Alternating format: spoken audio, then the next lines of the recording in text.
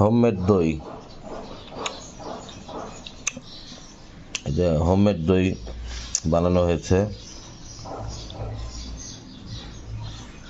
এটা একদম organic homemade দই, কোনো ভেজাল নাই।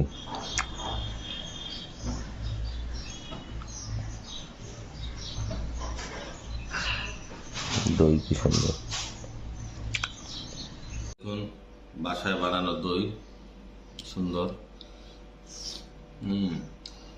খুব মজা হয়েছে তো। নাবিলের আম্মু বানাইছে, কি সুন্দর দই। খুবই মজা হয়েছে। সুগার লেভেলটা একটু মডারেট,